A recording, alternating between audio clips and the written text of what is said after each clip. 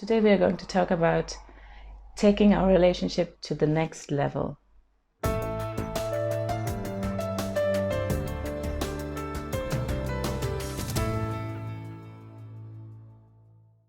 Assalamu alaikum everyone. If you're new to my channel, I talk about budgeting, parenting and relationship, so maybe you want to consider subscribing. You know what the pillars are of Islamic society? Not the 5 pillars of Islam, the pillars of Islamic society. Families, strong, happy families. And how do we have those strong, happy families? Are the relationship between husband and wife.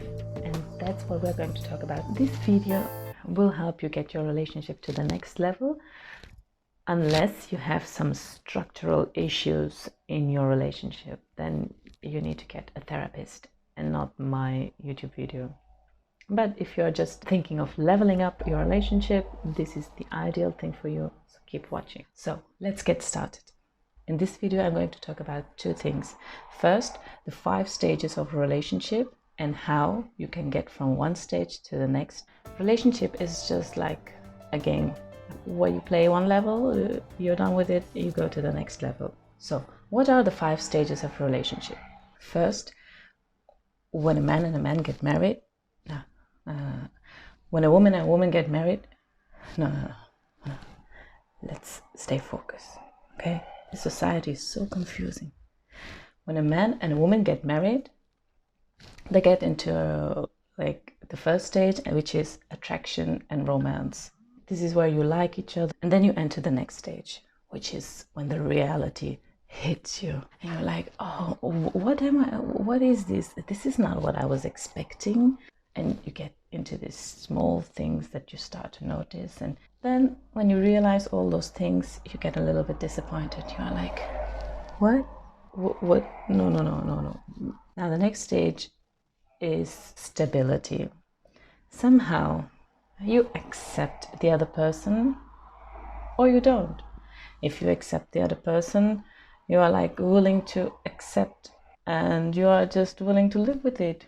Or you can decide, no, this is not what I wanted. This is where I skip, and this is where you skip. So this is a crucial moment in your relationship. Let's be honest. Many people live like this, and just for the sake of living together, they live together. Now the next stage, and that's the most important stage, is commitment. This is where you say, nobody is perfect. This person is not perfect, and he or she has his flaws. But I kind of like it like it is, because the good things are much more important.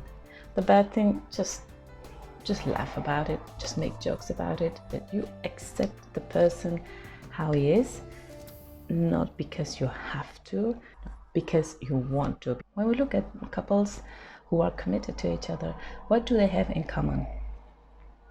The one main thing they have in common is they have a vision together. They know that all the things they are doing is just temporary and they are going towards a bigger goal, and they work towards that goal. Now, when you're playing this game of relationship, you always want to go to the 5th level. When a couple gets married, they have all this time for each other and they ignore the rest of the world. And over time, that fades away because of the responsibility. Then we tend to forget each other, especially when we have kids. So the idea is to go on dates. I call them dates, but I don't think that's a good word. I think investing in your relationship, you want to plan a meeting to invest in your relationship. That sounds more sophisticated. But for the moment, let's stick to the word dates. Or if you have any other suggestion for the word, just let me know in the comments below. The idea of this date is that you take 2 to 3 hours every week that you spend with each other, and just with each other. In these 3 hours, give your best of your best to one of the most important persons in your life.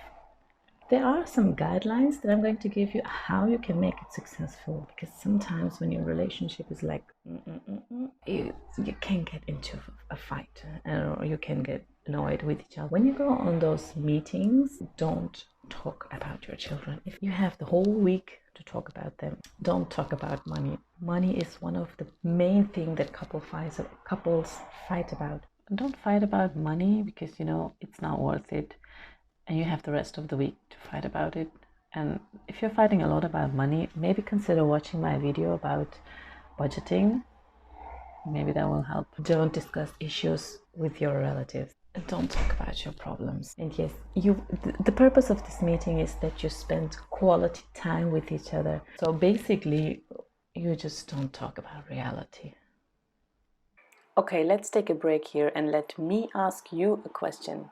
Can you tell me what your status is? Are you married? Are you single? And yeah, if you're single, why are you even watching this? Now, what are the things that you should do? Well, you should go prepared like you used to go. You want to get to know each other.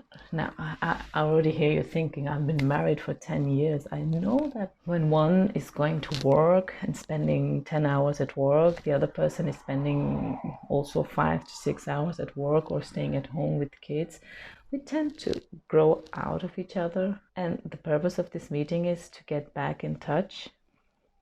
So sometimes over time our views and opinions change about things, and the purpose is to discuss things maybe have changed, opinions that have changed. Eat and drink, well, because love does go through the stomach. Another good thing is to discuss opinions and thoughts, like the hashtag Black Lives Matter that happened to you in the past that you can relate with this issue. Or you can say, what do you think if we started homeschooling our kids? Or I wish like after 5 years, when the kids are a little bit older, I can start my drawing again, because that relaxes me. You define together towards the vision of your life, where you are going towards, to define the purpose of your life. Try to impress your partner. Now, the basic thing is to discuss your future. Remember, the main point of the stage number 5 was to vision together. That when you are planning your future together, remember these things. Be nice and loving, and try to listen to each other. It shouldn't be one talking, and the other one just listening. It should be like to respect the others. Respecting each other's opinion means that you do not try to judge that person, but instead of judging, you are like questioning that person to know what the thoughts are behind that statement. When we are giving an opinion, we do not want the other person to criticize us, but you can also analyze it. And last but not least, all your efforts are useless if you don't pray to Allah that He grants you happiness in this life and hereafter. You know what? You just watched a whole video about how to improve your relationship for free, and you watch things for free. You could give me a like. That's all for today. Thank you for watching.